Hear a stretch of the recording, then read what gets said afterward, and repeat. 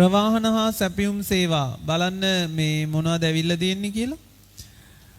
ප්‍රවාහන හා සැපියුම් සේවා විද්‍යුත්මත් ඇසුරුම්කරණය හරි බහලුම්කරණය ප්‍රවාහන ක්‍රම සම්පාදන අතර වෙනස ගබඩාකරණය රසායනික ද්‍රව්‍ය ඒ කියන්නේ පාරිභෝගිකයා දක්වා සංකීර්ණ ප්‍රවාහයක් සහිත ඊට පස්සේ බහුවිධ ප්‍රවාහනය ඇවිල්ලා තියෙනවා. කියමු ප්‍රවාහන පද්ධතිය හා එහි සංවර්ධනය. ප්‍රවාහන පද්ධතිය හා එහි සංවර්ධනය ඒ කියන්නේ ප්‍රවාහන පද්ධතියේ ප්‍රවාහනයේ සංවර්ධනය කිව්වහම මාර්ගයේ මාධ්‍ය බලයේ පර්යන්තයේ හතරම දියුණු වෙන විදිය කියන්න ඕනේ. එකක් කියලා හරියන්නේ නැහැ.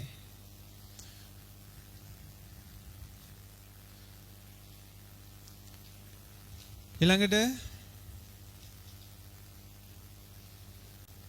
ඒක නැත්තේ මේකේ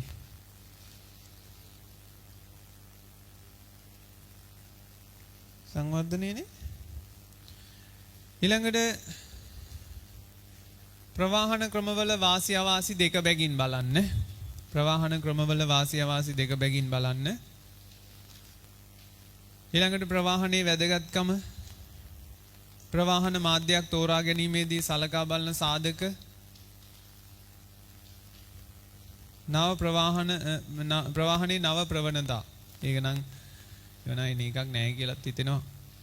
නමුත් ඔය සෙට් එක බලන්න මේ ගබඩා කරන ක්‍රියාවලිය බලන්න දැන් හුඟ කාලෙකින් අහලා නැහැ. බලන්න තියනවද කියලා? ගබඩා කරන ක්‍රියාවලිය ගබඩාවක් තීරණයේදී සලකා බලන සාධක අර මේ හේතුවයි දන්නවද? ප්‍රවාහන හා සැපියුම් සේවා ඇහුවනේ වැඩිපුර. ගබඩා කරන පැත්ත ඇහුවේ නැහැ.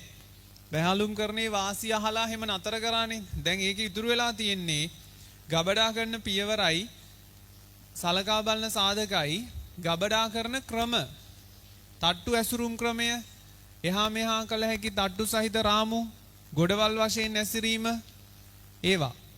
ඊට පස්සේ කෙටි හා නිශ්චිත වලටයි මේවා ගබඩාකරණයේදී භාවිතා කරන උපකරණ ගබඩාකරණයේදී භාවිතා කරන උපකරණ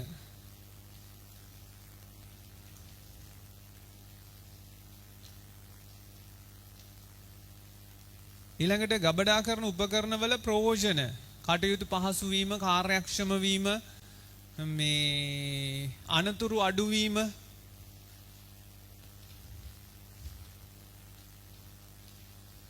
ඊළඟට ප්‍රවාහන හා සැපියුම් සේවා ක්‍රම ටික බලන්න. ප්‍රවාහන හා සැපියුම් සේවා ක්‍රම